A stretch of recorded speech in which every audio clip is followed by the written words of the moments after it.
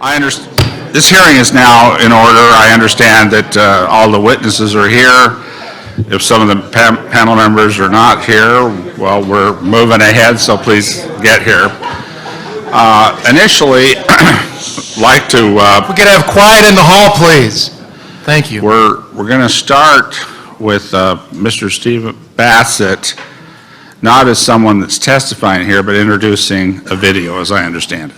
Well, we should start with the oath. Excuse me. We need to start with the oath. Would you please swear in the witnesses? Ms. Howell and gentlemen, if you would please stand and repeat after me. I do hereby affirm that I will tell the truth and nothing but the truth to this committee today. Thank you. Yes, and this is what's been, well, this is the, as I understand it, the Truth Embargo panel. Is that a fair statement of this panel? Great. And I'd like to call upon Stephen Bassett to, I know, well, to say just or a couple do, of opening remarks. Opening remarks and a film, as I understand it? Yes. Or, yeah, thank you. Go ahead. The reason I asked for the committee's time is that what comes next is a little more, how would you say, nuanced and complicated, because it's not a person here. It's going to be a video. Now, this is a judgment call. Obviously, we prefer to have an individual here testifying under their own name. In this case, we're going to have a 15-minute video of someone whose name is not going to be used, though his countenance will be used.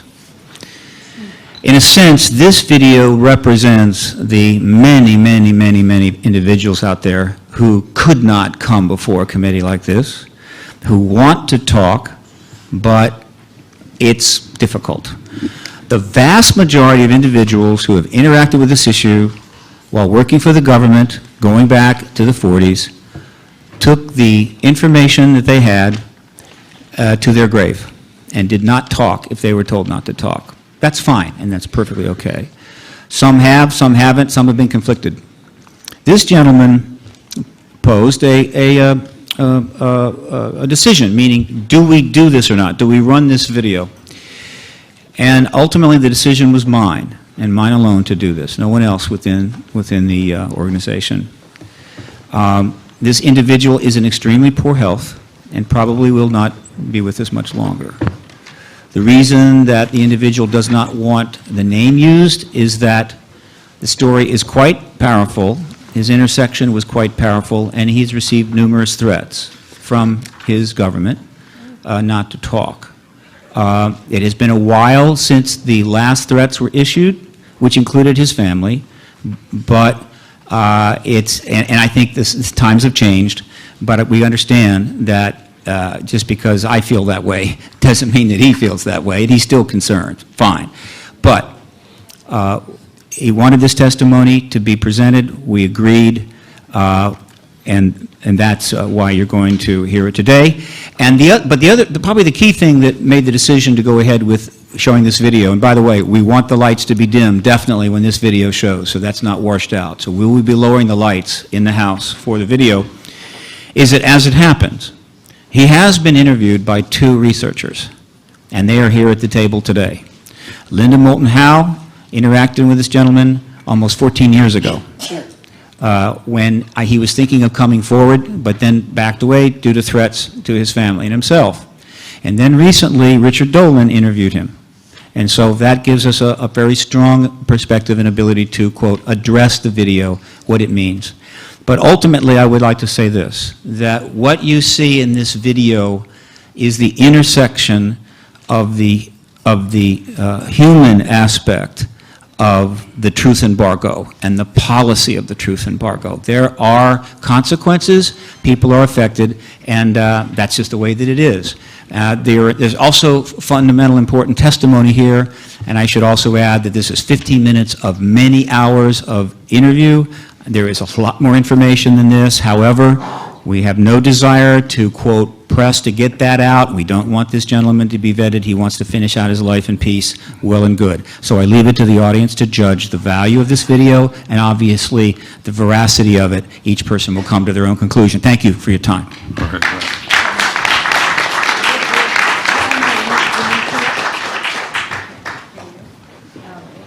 Yeah, we'll turn the screen.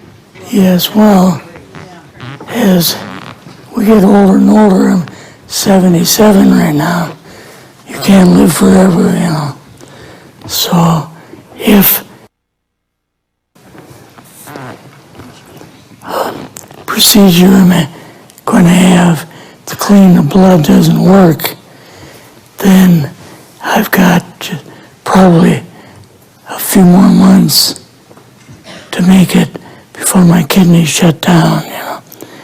So that's kind of why I'm kind of going along with the interview at this time. You're seeing that what you went through is just too important for people not to know about. Yeah. Yeah. Can you just, can we start at the beginning with your military career and just walk through what exactly your experiences were? Was drafted into the military and got into the U.S. Army. After that, I was sent to the Signal Training Center in eastern United States. What year would this be? 58. I went through the Signal Training course, and at that time, I went through the radio teletype course and also the cryptography course, crypto. They had 5 instructors that were getting out of military service. So they pulled the top 5 students, and I was 3rd in the class. So I got pulled as an instructor. Now, were you at this time also working yet for CIA? No, Not yet? no. After one day, my boss came to me, and he said, how would you like to, make some extra money? And I said, oh, money is good. So he's explained to me that he could put it through, would have to get a top secret White House Q clearance for the job, And I thought, boy, must be a pretty exclusive thing, And I said, well, what is this? And he said that I'm director for the CIA for Eastern United States, And I said, oh, I didn't know that. And he said, you weren't supposed to. After about 6 weeks, my security clearance came through, and I got my CIA card. It was an ID card, like a credit card, where I could just go up to the door and slice it, walk right in. And my name at that time, I used an artificial name too. Never used my real name. I started working with him on the project he was on, and that was Project Blue Book, which was kind of partially a fraud. You're saying some of the Blue Book cases were Yes. were completely fictitious? Yes, but the cases that we got came from, I think it was Fort Belvoir, Maryland. Fort Belvoir? Yeah, and it didn't come from the Pentagon, or it didn't come from CIA headquarters. But we would get reports about a certain sighting that they had in Mexico or Italy or something like that. And then we had people that would follow through on it, that would go out and interview the people to see if they were nutcases or if it was real, So they'd be going overseas frequently? I wasn't, but I always stayed statewide. But the people we had working with us from the CIA would do that. we would get like a new report probably a couple times a week. I was coming into the Army fresh off the farm, so I really didn't have much knowledge of anything, but my boss filled me in on Project Blue Book and what they had found so far as grays and aliens and the Roswell incident. How did you feel when this first got dumped on you? When you first learned about this? I was just kind of overwhelmed with all of this, And I said to him, I don't know if I'm going to be able to be a judge of this type of thing. What's real, what's not, when I don't have much knowledge of it, So... What did he say? He said, well, we have to build the information as we go, and you'll see how this thing is working out. And then the other thing is, of course, you really weren't able to tell family or close friends, obviously. No, I couldn't tell anybody. In fact, I had to take a vow that I wouldn't tell anybody. A lot of it for 40 years, and more of it for 50 years, which is up in 2010. You're doing all this crypto work, you're looking at images, photographs, video. It's 1958, maybe the fall of 58. What happened after this? At that time, the Project Blue Book thing kind of went pot, If you remember, back in those days, they kind of declared it as a nothing, Mm-hmm. Right. And they were telling the world all UFOs are misidentifications, hoaxes, balloons. Psychological issues, whatever. Yes. Yeah. So my boss came to me and he says, we've both got a new assignment. And he says, oh, I said, where are we going? Oh, he says, we're going to the Capitol. We're going to be part of the Eisenhower push. He's trying to find out something about all about these aliens that MJ-12 was supposed to find out, but never sent back reports to him. The MJ-12, the UFO control group, were they calling it MJ-12 at that time? Yes. They called us in, went into the Oval Office, and President Eisenhower was there and Nixon, and they said, we called the people in from MJ-12 from Area 51 and S4, but they told us that the government had no jurisdiction over what they were doing.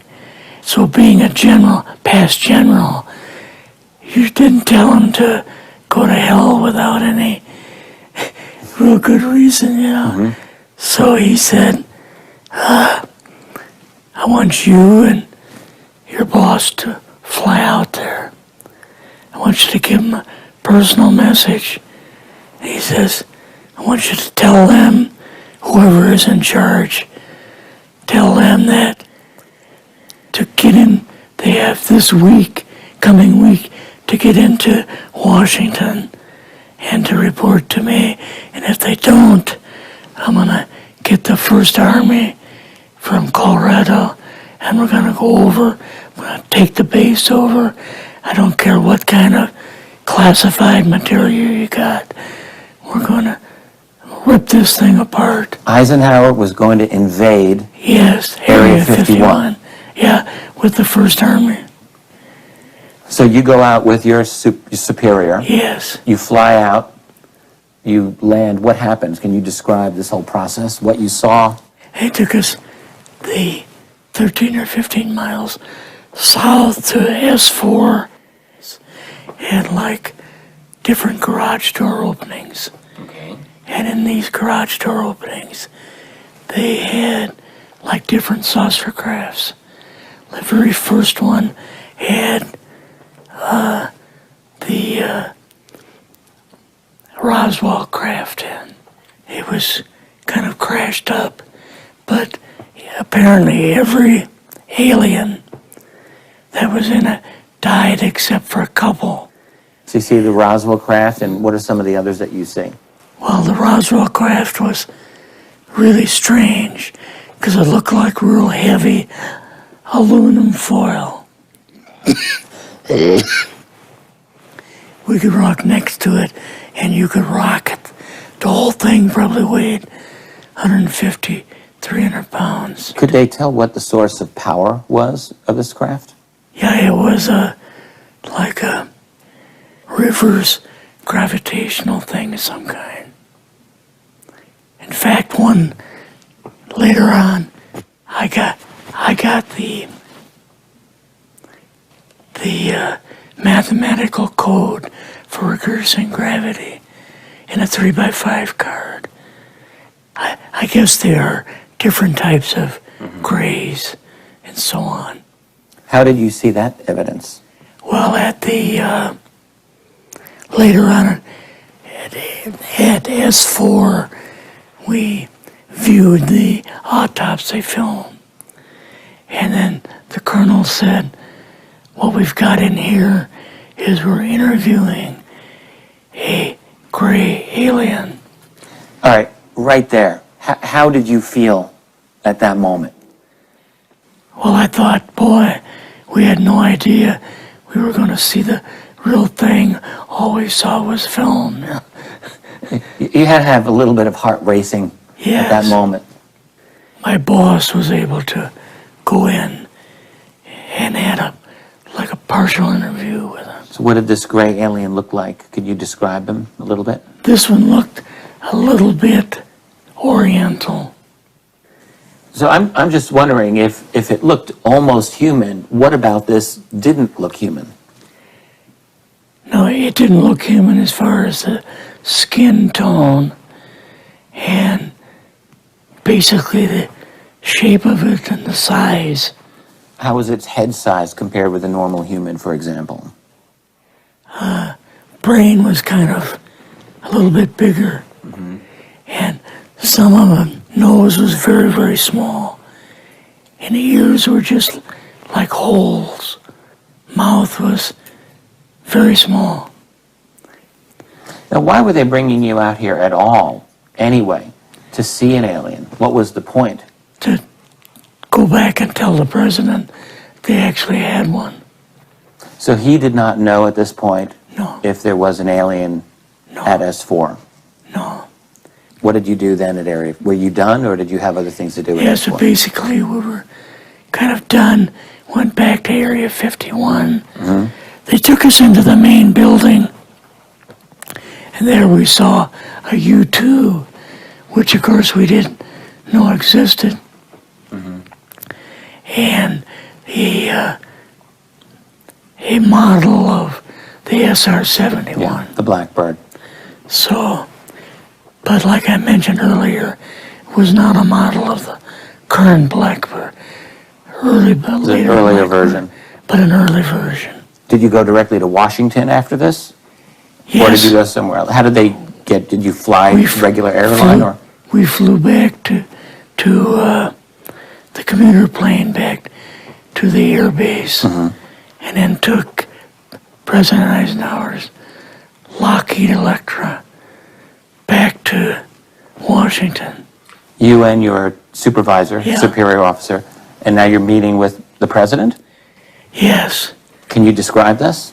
Well, we met with him in, the second story of the old OSS warehouse building. And Eisenhower and Nixon were there, and also Hoover was there. So he asked us what was going on, and we told him about the alien and the whole situation, and the black projects and so on, and he was just totally shocked. He appeared for the first time to be worried, like he was worried. I would think that Eisenhower would, I mean, he certainly knew that flying saucers were real. Yes. He knew that there were aliens. So I guess I'm just wondering, what would he have been, really surprised about? Surprised about the black programs. Eisenhower said, gotta keep this thing completely secret. You know, can't talk about this. Your actual name is, the name you grew up with, that was a different name than what you had in the... I never used it in the CIA at all. Now, what about today? You're going on the public record, and this is still sensitive information, even though earlier you talked about, security oaths that maybe expire after a certain period of time. 50 years. But you're still concerned. Linda Moultonow's phone call, her phone was tapped, and they got my phone number, and through the telephone company, they're able to find me, and so on. When they found you, what happened? I was going to a grocery store. Two guys in a black suits come out of a black Lincoln town car and came over to see me. And they told me that I better not publish anything or talk to Linda about any more things. So at that time, I did, I stopped. That was enough to intimidate you. Yes. Rather remain anonymous. Never show my face on anything. Really, thank you for doing this. Yes, this was, I guess, kind of a good idea because I feel much better having talked about it. I kind of feel like there's a load off my shoulders. Really? Because I had an awful lot of secrets that I had kept over the years.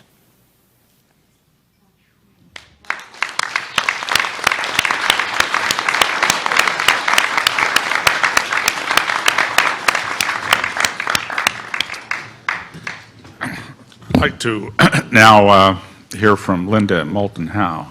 And could the timekeeper give me an indication of the time limits on the remaining witnesses? If we're going to have a 1 hour lunch, we have an hour and 5 minutes remaining. Okay, so... If we don't want an hour lunch, we have 2 hours and 5 minutes remaining. Calculating out the math. So, go ahead, you've got 10 minutes. In the summer of 1994, I spent 3 days and 3 nights in that gentleman's home. No one on the planet knew where I was, not my family, not anyone. I recorded 11 90-minute audio tapes with him. I knew that I was in the presence of somebody who was telling the truth to the best of his ability, and that the military cover of levels of intelligence in this country has been used for a very long time. On the surface, he was a cryptologist working in the United States Army. But as he described in the film, he took on a role, highly classified, working for the CIA, and his boss was reporting to Langley from reports that were coming into Fort Belvoir. And he described to me in great detail the autopsy footage that he had seen of non-humans, describing the unusual brains and the unusual internal organs, and the fact that they were screening film disguised as being on a southeastern military base, and that the film that they were screening on a regular basis was coming from around the world. He had seen film from Italy in which non-humans were outside of a craft, and the film had been taken from a nearby peak in a mountain. He talked about Area 51 from his firsthand experience of being there on the other side of what would be a one-way mirror, while his boss from Langley was inside with a non-human. and that he himself had seen some of the craft, like a museum that's inside a Papoose mountain. After those 3 days and 3 nights where no one knew where I was, I left to do something that would be normal in the normal 9-to-5 world. And when I returned to my home then in Philadelphia, I remember going to the phone and voicemail, and the last thing that we had agreed upon was that I would return in approximately 4 weeks with a video crew in which I was preparing a statement for him and for me to sign, that I would do a videotape interview like my 11 audio tapes, and I would hold it until after his death. He thought that he was not going to live very long in '94. So I was surprised to hear his voice on my voicemail say, "Linda, my wife and I went to the supermarket after you left, and 2 men were leaning against our car when we came out of the supermarket. And they said, 'We want to remind you that you have been a loyal American, and we are here to tell you that you are never to talk with Linda Moulton Howe again or to discuss this subject.'" None of those 11 hours of my audio tapes would have been in the phone calls. So it means that they were listening to our 3 days and 3 nights in the house. And I promised him from that point on that I would never discuss him or the material. And in fact, later on, I received information from someone unknown that he was dead. So I am personally gratified to see that he made a statement today for this citizen hearing, because he is scratching the surface of how complex this is and how military and intel people have been intimidated for not only their whole careers but their whole lives, to never tell the truth about something so fundamental as we are not alone in this universe, that non-humans have been interacting with this planet for millennia, and you have just heard from one of the firsthand. I had placed before you a prepared statement concerning truth embargo and a whole other experience that I had in Kirtland Air Force Base in 1983 that would have been a decade before being able to talk with this man.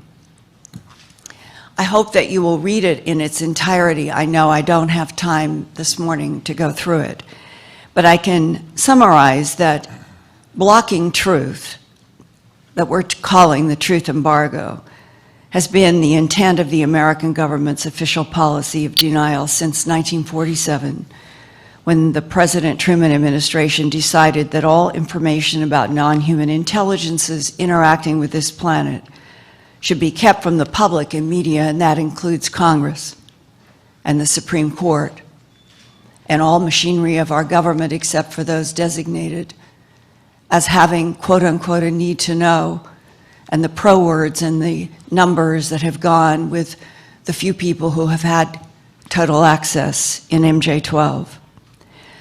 I encountered truth embargoes repeatedly as I investigated the bloodless, trackless animal mutilations in Colorado and the surrounding region for my TV documentary special, A Strange Harvest, beginning in September of 1979. And I have provided for you a letter from United States Senator Harrison Schmitt, dated March 14th, 1979. It is attached to my statement. And it was a letter that Apollo astronaut and then U.S. Senator Harrison Schmitt of New Mexico had sent to constituents announcing a conference in Albuquerque to be held on April 20th, 1979, to discuss the ongoing and persistent problem of animal mutilations, and he wanted the Department of Justice and the Federal Bureau of Investigation to investigate.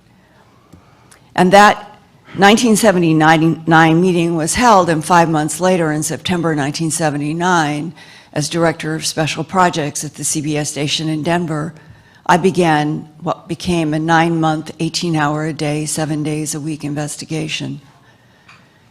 And I went to Santa Fe and I did an interview with Senator Schmidt.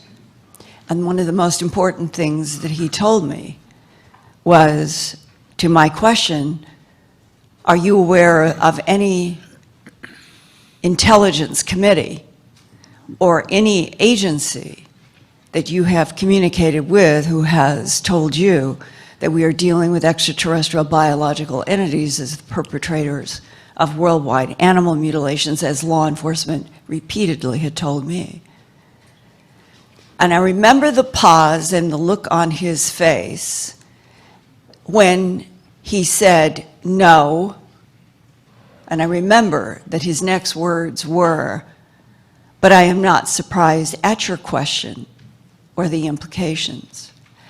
And his request as a United States Senator to have the Department of Justice and the Federal Bureau of Investigation formally investigate animal mutilations was blocked. He told me that firsthand. The rest of the pages of the statement that I have submitted to you occurred after I was contracted with Home Box Office on March 21st, 1983, to do an hour special that would follow up A Strange Harvest about the animal mutilations, and they had a working title in the contract that I would produce for them, an hour special called UFOs, the ET Factor. And at the time, there was an attorney in New York named Peter Gersten. He was the first attorney to file against the CIA, the NSA, National Reconnaissance Organization, the Defense Intelligence Agency, and other military agencies under the brand new Freedom of Information Act, FOIA, for documents that those agencies had. And what Peter Gersten found was, initially the Central Intelligence Agency denied that it had any information or documents, but that the National Security Agency had 118. So he would send the Central Intelligence Agency's formal letter to the National Security Agency asking for the documents referenced by the CIA.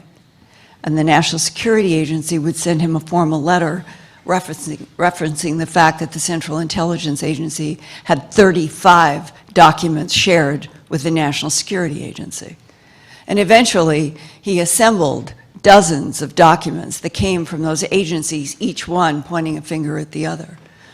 It went to the Supreme Court, and the Supreme Court denied to hear what essentially was a New York attorney representing Citizens Against UFO Secrecy and what was called Ground Saucer Watch under the first Freedom of Information Act, simply asking for information from our government about documents that they all said they had. And even though the Supreme Court denied that they would take on that lawsuit, out of it came many pages of blacked out information that has been held up by Stanton Friedman and others of us over the years, that agencies who are not allowed to speak and who have been responsible for counterintelligence since World War II to convince us that there's nothing to this phenomena are the very agencies. The witness has about 1 minute remaining. They are the very agencies who have the information and have been interlinked with Majestic 12 that was appointed by President Harry S. Truman within a very short period of time after the crash retrievals in July of 1947, and that Majestic 12, MJ 12, whatever the letters and numbers are in 2013. The same kind of inner sanctum agency still exists interacting with other inside inner sanctum black agencies. There is a parallel black budget, there's a parallel government, and this is how the truth that this gentleman described and that many people in our government have known since at least 1941, when there was another crash retrieval from Missouri and an instrument called a neutronic propulsion unit was hand-delivered to Oppenheimer for his use in developing and researching what became the atomic bomb. And finally, the truth embargo, so that you would have reference to the two agencies that in the beginning had the most information the Atomic Energy Commission, and the Department of the Navy. All of those documents of all of the truth that he has said that I have tried to report about now for 33 years, they are essentially off limits to any access by Congress or even the President, because they are classified as only under a need to know, and probably Suitland, Maryland archive has them. And the witness is time. Thank you.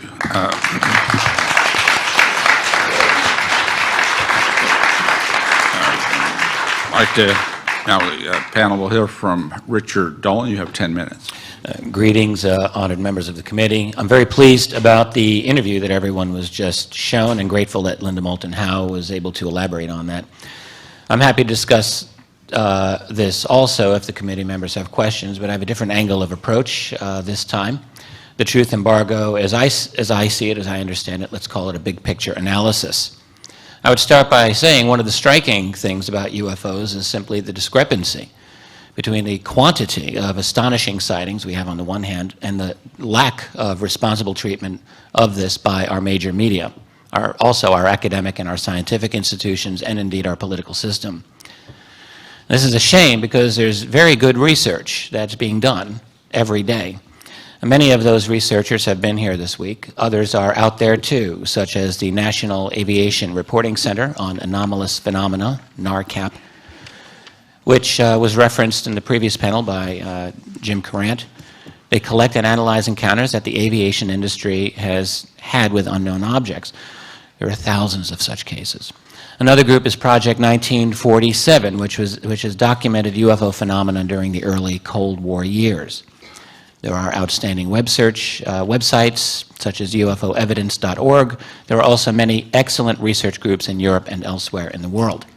None of them get any love from America's dum-dum media, which prefers to lump the whole subject into a big tinfoil hat and instead write about the latest escapades of Kim Kardashian.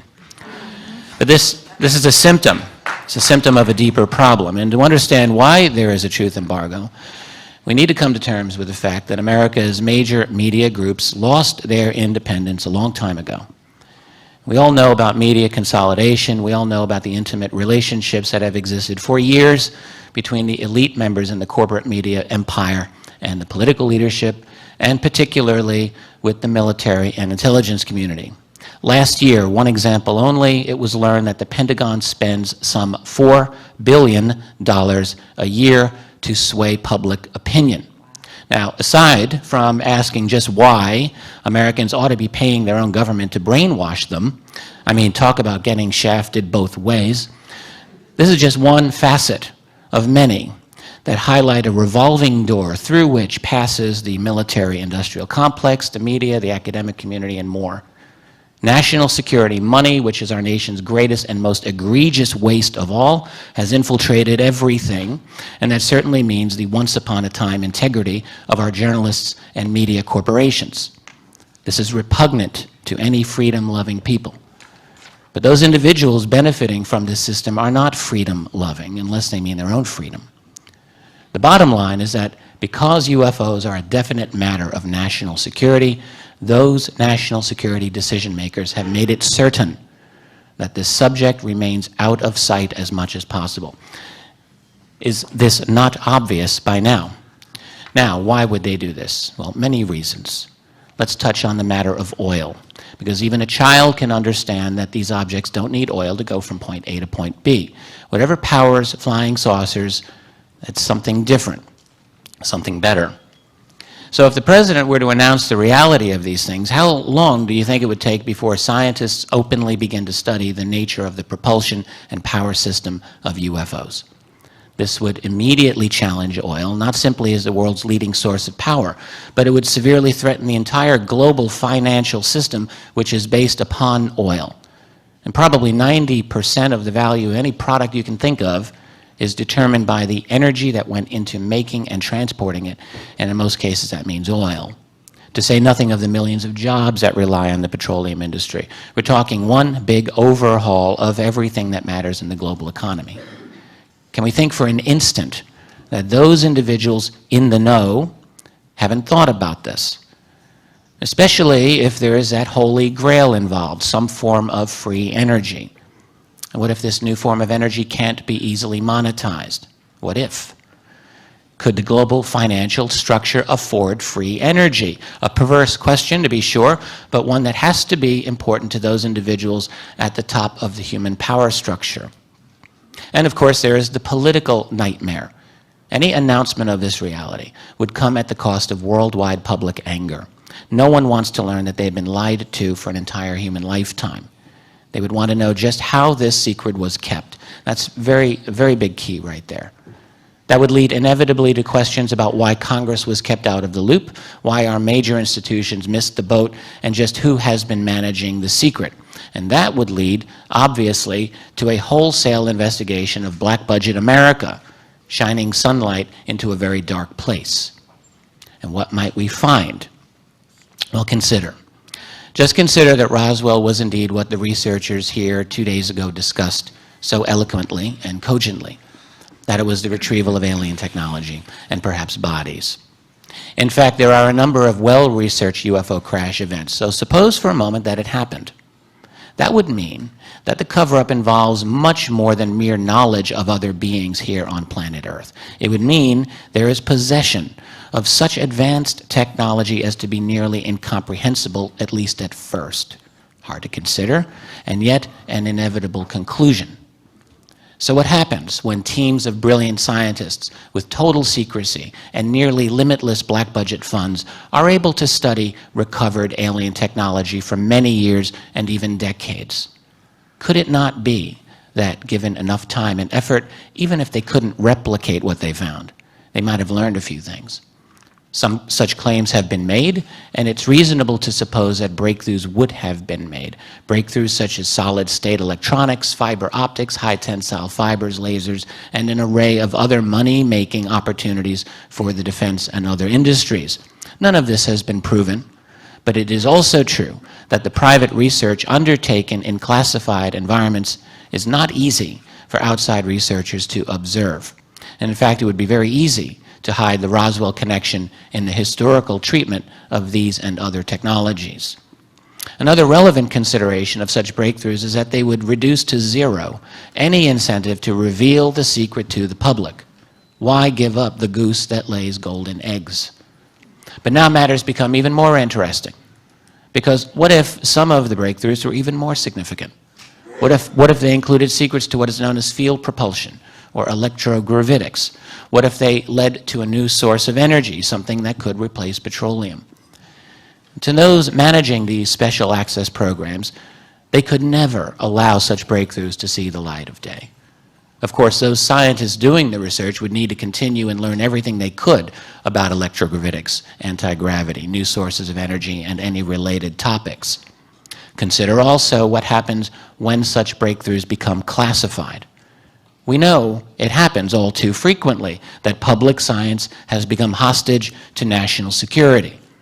What we're looking at is a situation in which the classified black budget world, at least part of it, has gone so far ahead of the rest of us, we may, with justice, almost look upon them as a separate society, something I have sometimes called a breakaway civilization. How far ahead might some of that classified world be? Those of us on the outside trying to peek in can only make educated guesses or investigate occasional leaks. My own conclusion, at least for now, is that they are very far ahead indeed, with the ability even to enter and leave Earth orbit with much greater ease than people suspect, perhaps a clandestine space fleet, most likely a significant built infrastructure, a large portion of which is deep underground, and even, why not, possible encounters with non-human intelligences. Why would that be so impossible? To what extent would such a group even answer to the President of the United States? Do they rather answer to private, international, financial powers, which basically is how the whole world already operates? I had a long conversation once with a retired senior intelligence official. He had given briefings to... I hate to interrupt. The witness has about 1 minute. I just want to... I have 1 minute left. Thank you. This gentleman had given briefings to President Reagan. This man knows a very great deal about UFOs and told me that he had spoken to 18 former presidents, CIA directors, and DoD secretaries about UFOs after their retirement. Their attitudes fell into three categories. One group, roughly 3 or 4 of them, said essentially, "What's wrong with you? Why waste your time with that nonsense?" Another equally small group made it clear that they had been briefed on the matter and knew that it was serious. But the largest group, at least half of all of the individuals who had been at the pinnacle of power, had said, "You know about UFOs? I would love to know about that, but got nowhere. Can you share what you know?" In other words, our top political leadership, with a few exceptions, is locked out of this subject because they come and go. But the program managers are lifers. They seem to answer to someone else. Recall the words of the late Senator Daniel Inouye from 1987, "There exists a shadowy government with its own Air Force, its own Navy, its own fundraising mechanism, and the ability to pursue its own ideas of national interest, free from all checks and balances, and free from the law itself." He was on to something. And the witness, thank you. You are, the last two witnesses have been particularly good at keeping it right within the time limit. We sure appreciate that. I'm going to reserve my time. Each member will have 5. Oh, I really apologize to Mr. Torres. I'm sorry. Been watching timers and things so much. Jeffrey Torres, you got 10 minutes. My pleasure. Well, good day to everybody. My name is Jeffrey Torres. I'm not going to talk about myself much. I'm a veteran. I served the United States Air Force. I'm talking here today about my father. I'm the son of Major Milton John Torres. My father served in the U.S. Air Force from 1951 to 1971, and regrettably, my father cannot attend this hearing as he is now suffering from ill health directly related to combat from the Vietnam War. I told him before I left that I was coming on his behalf, and he expressed his deep gratitude that I was coming here today to testify and tell you folks his story. First of all, I would like to give you a brief history of who my father was and his accomplishments. Dad earned a bachelor's degree in general engineering with a minor in chemistry, and he completed his master's degree in aerospace engineering from University of Oklahoma in 1961. His military career was spent over the span of 20 years. Dad served as a fighter pilot flying the F-86D, according to him, the best airplane ever made, as well as the F-100. He was a decorated pilot, achieving the title of USAF Command Pilot. Dad flew over 300 combat missions in Vietnam as a forward air controller in Vietnam. He received 13 air medals, including the Distinguished Flying Cross, and I know firsthand that he was even put in for the Air Force Cross, to which he denied because of political reasons, which we'll not get into here. My father attained the rank of major, as well as during his career he also worked with NASA as a chief of range control for the Gemini and Apollo moon missions.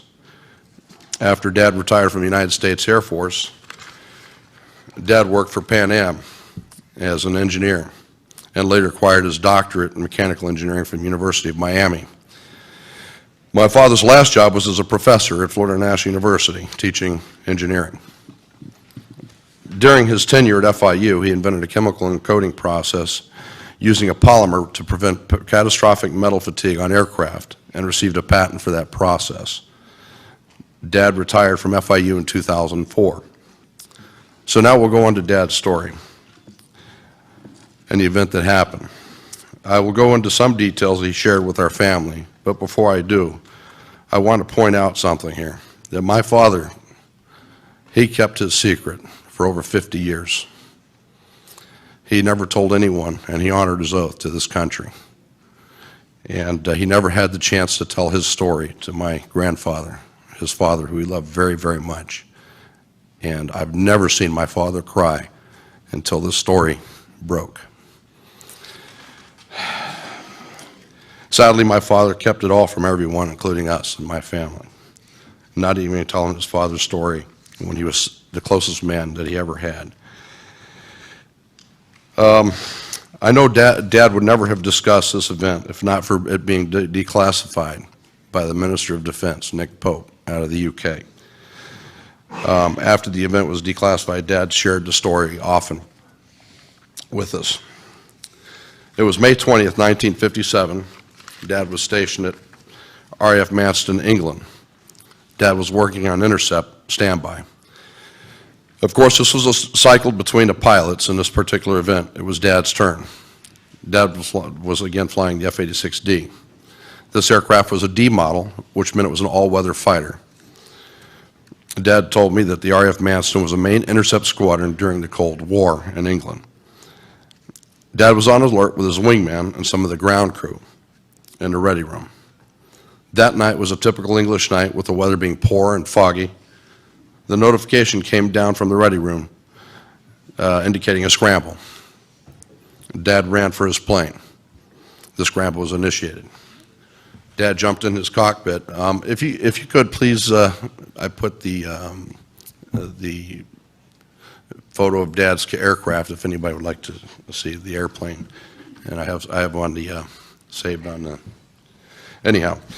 So he jumped in his cockpit upon getting the authentication code to fire. He then realized that this was no drill.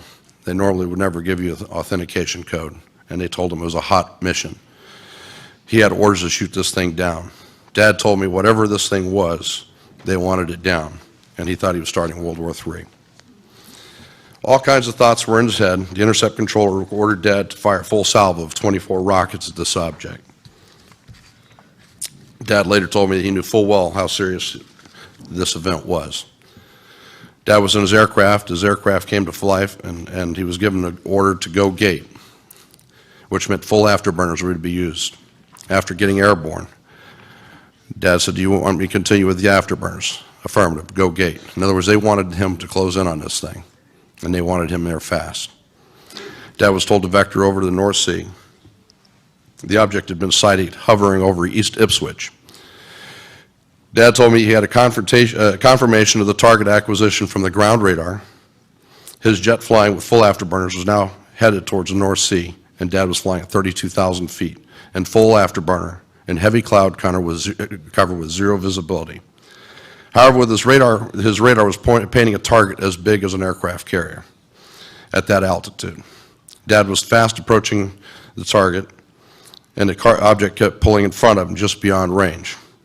It was toying with him. Finally, he was able to get his radar lock on the object. Dad said this thing was huge, and the blip was so big that it was easy to get target acquisition. Right before he got the instruction to fire from the radar control set, the target made an erratic side-to-side movement and moved beyond range, causing Dad to lose lock on his target. The object then accelerated from 0 to Mach 10 in seconds, and Dad was unable to fire as a result. He lost complete lock. Dad told me his radar, his wingman's radar, and the ground radar confirmed it as well. They had lost lock, and they were totally perplexed as to what happened. So, make a long story short, the most compelling thing Dad said was that this thing was doing things that no ordinary aircraft could do. It was defying the laws of physics, and he was convinced that it was of alien origin. Anyhow, during that time, there was nothing in the Air Force that could come close to it. The F-86 could barely make Mach 0.98 Mach. It would make Mach 1 in its complete dive at the time, and this thing did Mach 10. There was no known aircraft that could do this. So, upon landing his aircraft, Dad was contacted by the intercept officer on a secure phone. The person on the line told him that what happened was considered classified and not to discuss this with anyone, from his wingman to his commander. He would be debriefed in the morning. Dad told me he realized how lucky he was, as if he did manage to fire at this object, it probably would have vaporized him. And off the record, he was scared shitless. So he did tell me that The following day, Dad reported for duty. A call came in from a man that was from the NSA, and he called him a spook. For us, it was much more personal, this whole event, because the spook came in and swore Dad to secrecy, that he would never, ever repeat what he'd seen. And it was a matter of national security. The guy showed his credentials. He locked himself in a room with Dad for about a half hour and threatened to pull his wings and everything else that he held dear, including, God knows his family. And the witness has about 1 more minute. Okay, I'll make it short. My dad waited 40 years for this, and I forgive me. I'll make it quick here. Guys like my dad are heroes. Guys like Edgar Mitchell. When I was a kid, I watched these guys from the side of the beach, watching the Apollo moon launches. And now we're riding with the Russians to the moon now. We can't even go ourselves anymore. And yet the media has blasphemized these great men. How can they? How dare them? How dare them, and how dare everybody stay silent here when people like my dad held this secret? People died that never could tell the secret in Vietnam. It's a shame. It's a real shame that our media is bought and paid for by the Kardashians and the corporate industries of this country and the world. And this truth needs to come out, because there's a lot of people, including my family, who suffered and ridiculed. My father got ridiculed. My brother took phone calls from ridiculing people. My dad had a PhD. What more do they want? Astrophysicists are saying these things are real, and we're being ridiculed. That's all I have to say, and help this country.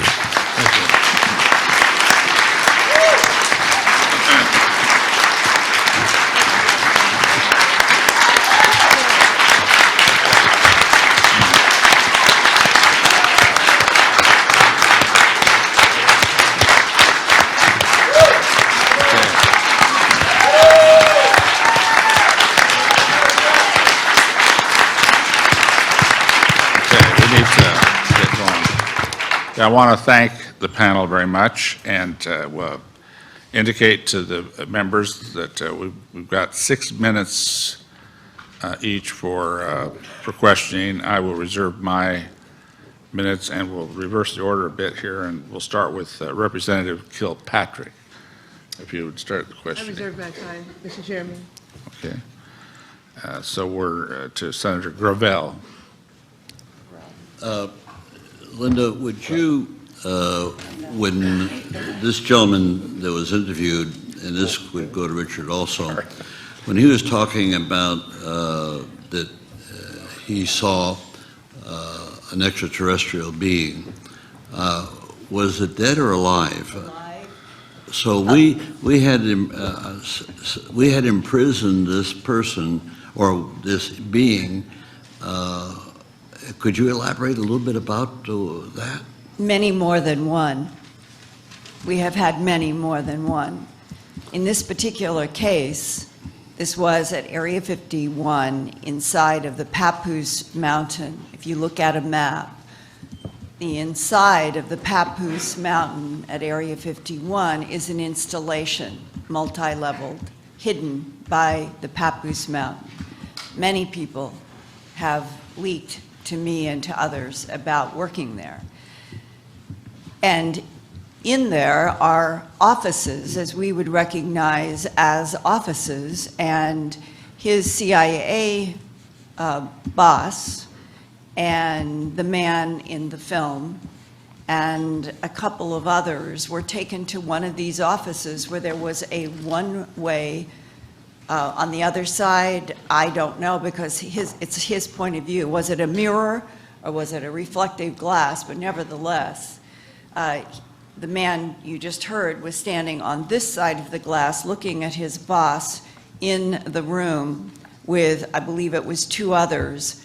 And then the gray alien was dressed in something like they had tried to make it look sort of American. It had on a T-shirt, and as if they had put clothes on it right at the last minute for this meeting. And it was telepathic, and each mind in the room was communicated with telepathically. And he had a discussion later on with his boss, and the general impression was that the non-human was trying to answer their questions, but that it was very succinct, and that they asked questions such as, how many of you are here on this planet? There would be no answer. There would be other questions that were of a technical nature, and there would be no answer. And yet, on other questions, they all clearly heard telepathic information. Elaborate on telepathic information. Mind to mind. Mind to mind.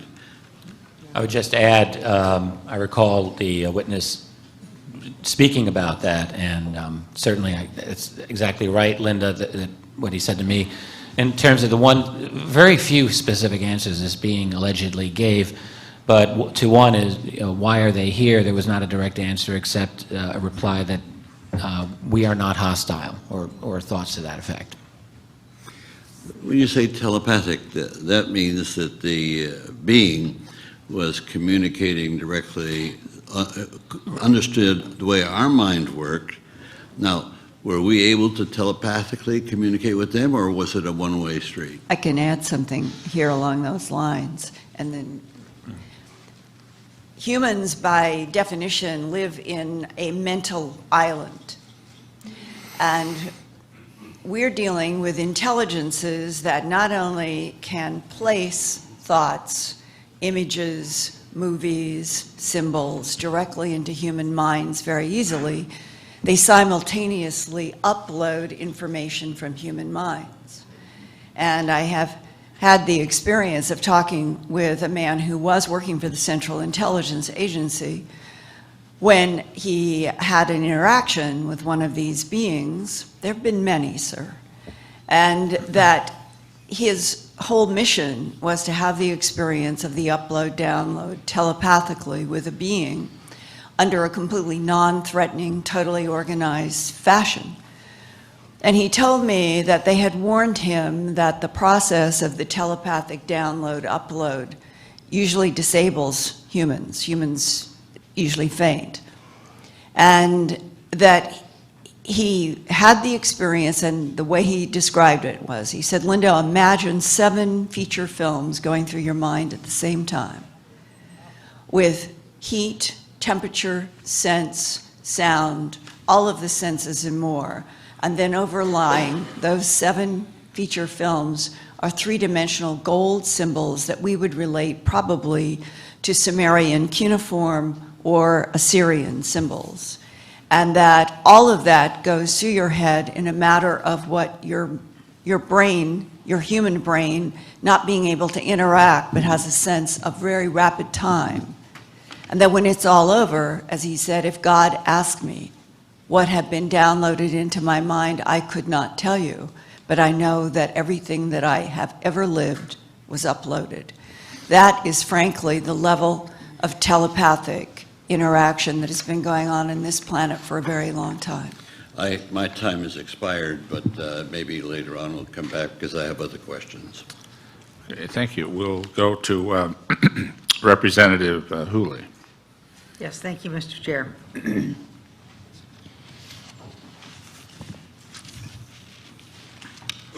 You talked about your father, thank you very much for doing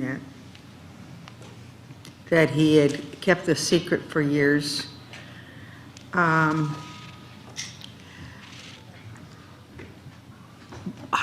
or why did he finally communicate the information to you and the family?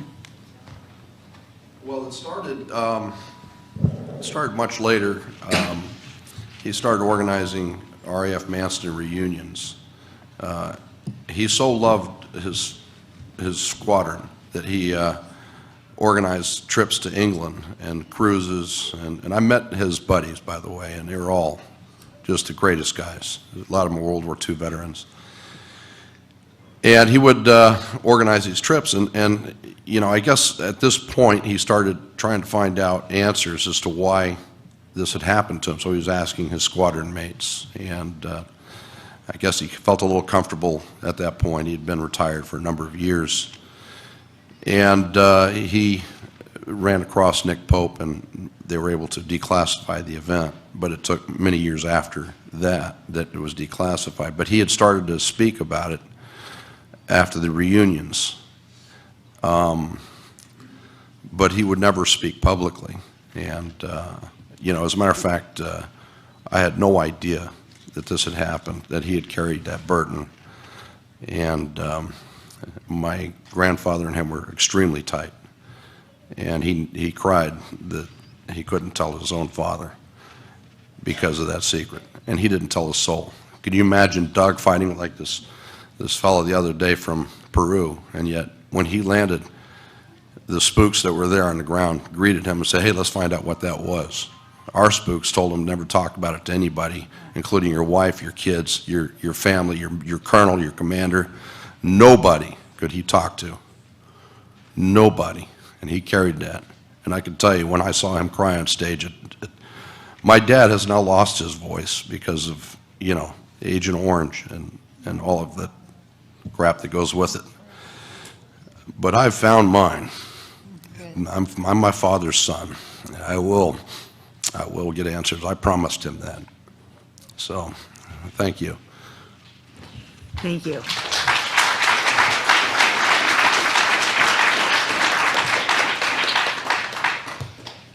Mr. Dolan,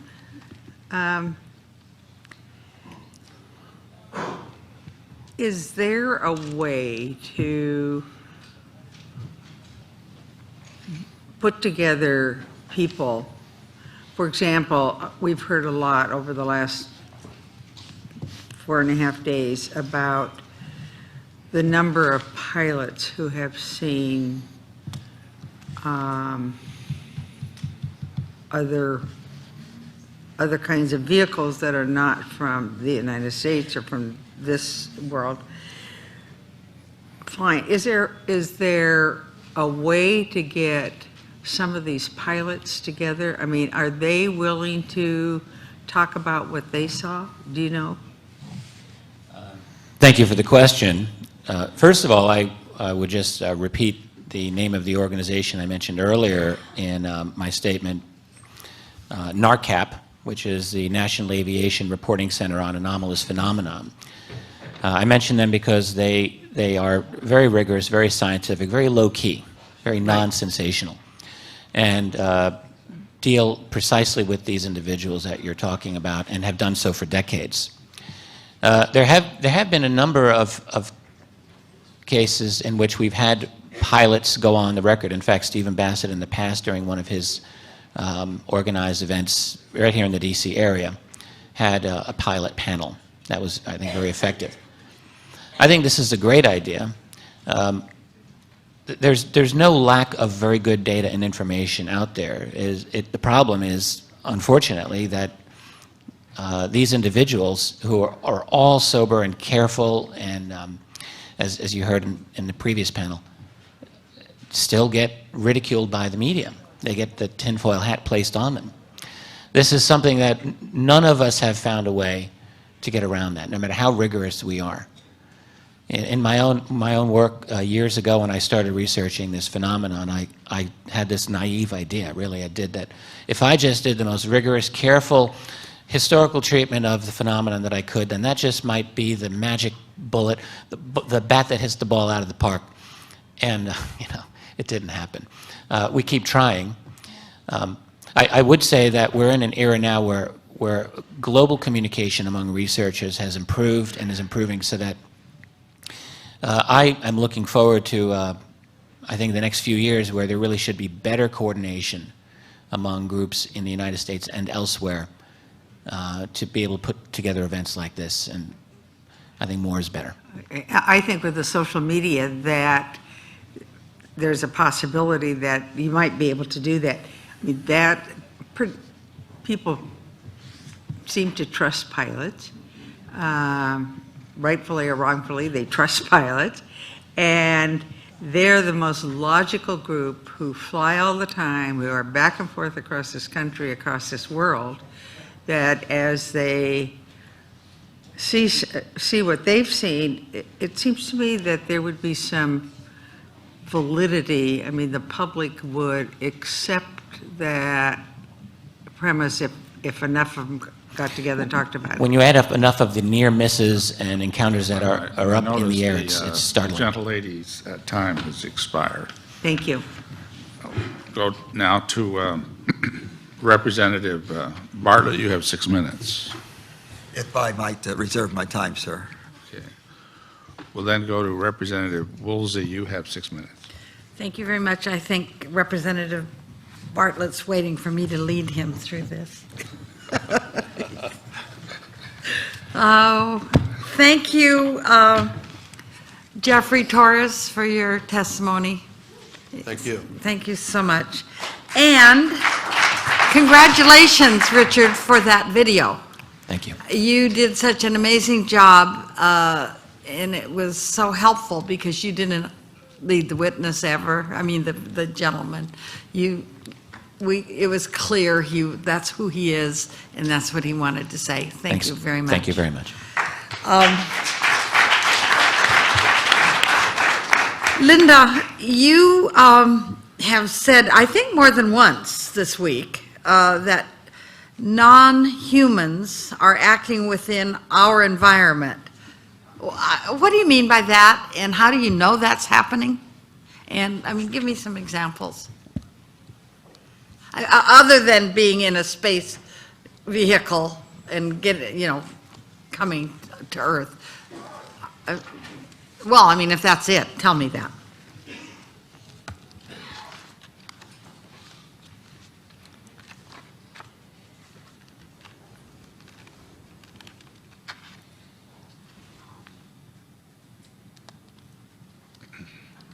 I guess it's the accumulation of so many people that have talked to me off the record, who have died.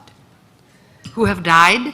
That I was given a chance to talk to people who were in some sort of the end of their days, and I had either been sought out or I had been referenced.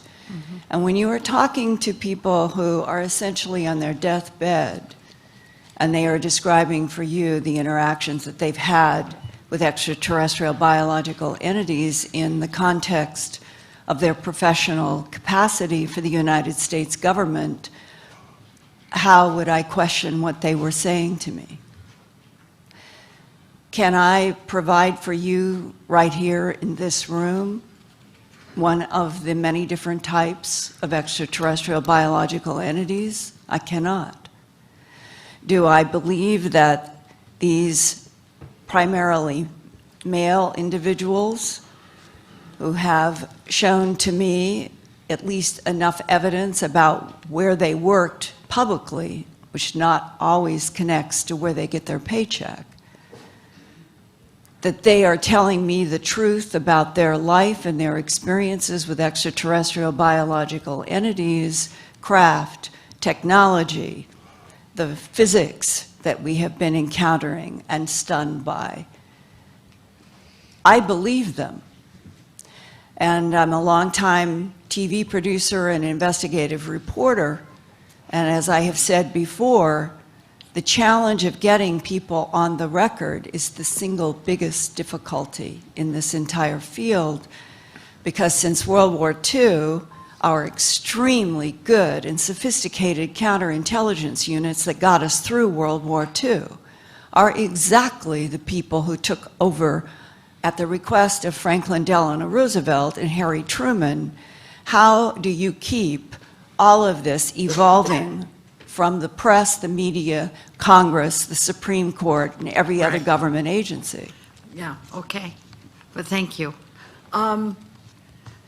Somewhere between now and the end of this day, I'd like somebody to describe for me the different non-humans that have been observed, and what the differences are, and do they intermingle? And I mean, I think we've not asked that question. Well, this I can week. give you at least a short answer. Okay. One man who retired from the Defense Intelligence Agency, who sought me out because of something I had published in one of my 4 books, and he had been exposed to it, but because everything is so compartmentalized on a need-to-know basis, he came to me as a reporter, and it goes to the heart of what he said. He said, my job when I was working for the Defense Intelligence Agency was to study and monitor the geopolitical territorial conflicts of 3 extraterrestrial biological entities who have been involved with this planet for at least 270 million years. He broke them down as blonde-haired, blue-eyed, that we would not distinguish from the so-called archangels of history. The second group would be standing up reptoids, and the third group would be a huge variety of what are called grays. Okay, and do they intermingle? Are they all separate? They do not get along. They do not get along. I would add, if I may, that research has pointed out even a greater variety than this. If you want to, depending on how you deal with abduction research, there is some of this that's fairly extensive. They would talk about insectoid-type creatures. And then let's not forget, there are a large number of individuals who have had or claim to have, sometimes I think persuasively, to be honest with you, some form of contact with other beings that is not physical. This is a very difficult subject to get one's hand on, but these stories do not go away. Who are these beings? Are they good, bad, indifferent to our fate is another issue we can discuss. In terms of interrelationships, you're asking exactly the kind of question that many researchers still would like to get to the bottom of. Okay, thank you. Tom, my time is up. And a gentle, yes, thank you. Jeffrey Torres, I was very interested in your testimony. You said something, and I think I know what you meant, but you didn't exactly say it this way, so I'm going to ask you if this is what you meant. And it's kind of a yes or no question. You said that what your father witnessed in terms of the maneuverability of the particular object defied the law of physics. Well, I don't think physics law, as we currently understand it, says that you can't move very, very quickly. There's no limit on acceleration or velocity, to my understanding. Of course, Dr. Bartlett may be able to help us more than I can on that. But what I think you meant to say is it defies any technology we know that can achieve those kinds of accelerations and motions. Am I correct in understanding that? Well, more than that, what he meant was that if there was a fighter pilot in that other aircraft, he would have died from the G-forces. Yeah. There were so many extreme maneuvers that this thing had made. Actually, that it couldn't have been of earthly. He was convinced that it was of alien origin, and he actually, because of that, he actually went to college for his aerospace engineering degree. Sure. And then he worked with Wernher von Braun in the NASA space program under the Saturn and the several of the moon launches, and he ended up getting a PhD. Yeah, but he had so many questions. I have no question of his qualifications. I just want you to know. No, I mean, it just was an impact on him. He just couldn't understand it. He wanted knowledge. Sure. So he's wondering if there might be another and extraterrestrial explanation of what he observed. And it's interesting because. But I need to reclaim my time. I'm sorry. Yeah, it's an interesting. What I was going to tell you is that of all the people in my life I've encountered, my dad was a consummate scientist. He was an atheist. He's just this total right brain. I appreciate it. Thank you, and I believe it, that he was an outstanding scientist. Richard Dolan, I'm going to turn to you and ask you this. Researchers have looked at a lot of things related to this. The maneuverabilities are certainly interesting.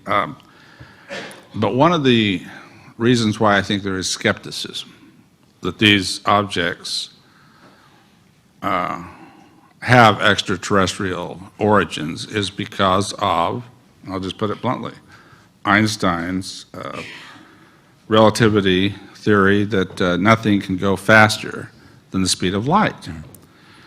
We've heard about physics that are not currently known in terms of time, space, collapse or something. I can't remember some of the words used. And I don't think this panel, with the possible exception of Dr. Bartlett, who's had to leave, I guess, would be capable of really understanding very much of all that. But my question to you is, as someone who's researched and talked to many, many people, including scientists and everything else, and people that really have beliefs and theories about UFO and ufology, as you call it, what are the most compelling studies of people that could explain distance questions without suspending Einstein's theory of relativity, law of physics that's well accepted that nothing can travel faster than the speed of light? Mr. Cook, I'm very, very grateful you asked that question.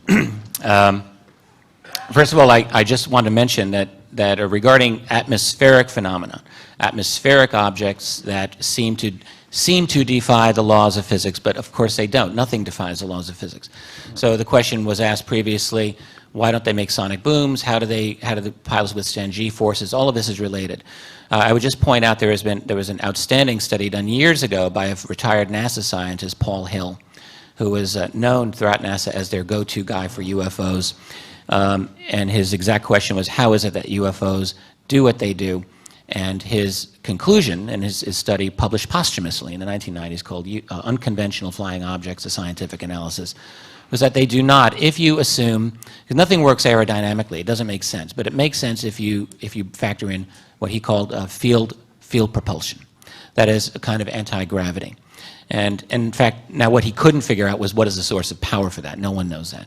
But actually, Hill did an outstanding work. His mathematics is very sound, and I would simply recommend it to everyone. Now, the distance problem has also been discussed by a number of scientists in the last generation, probably most famously the mathematician Miguel Alcubierre, who the math on what he did seems to be very, very good according to physicists. Essentially, think warp drive in Star Trek in the sense that if you have a source of power significant enough, it is possible and has been demonstrated mathematically to, for a craft, literally to kind of shrink the space ahead and elongate it behind. You're not violating Einstein's E equals mc squared. It's literally space itself that gets folded. I'm going to reclaim my time only for the reason to just get this last question into you. When you say that you're kind of using anti-gravity as a way of saying we don't have to suspend Einstein's theory of relativity. But if you do that, then you're suspending his second theory, the general gravitational theories. So what I'm asking, let me ask you this.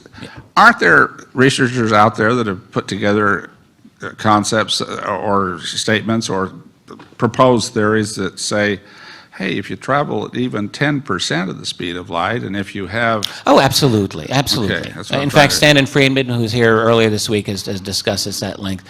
There's a gentleman named Paul Laviolette, another one named Thomas Vallone, both of whom have done a lot of work in electrogravitics. I think it's very sound and worth anyone's attention. Thank you. I see my time has expired. So let's see, we're now going back to first now to Representative Kilpatrick. Oh, is she not here? She's not here. Well, we'll get her later. Let's see, who else? Oh. Congressman Bartlett. Yes, yes. You're back. Thank you. Yes. I thought that she was next.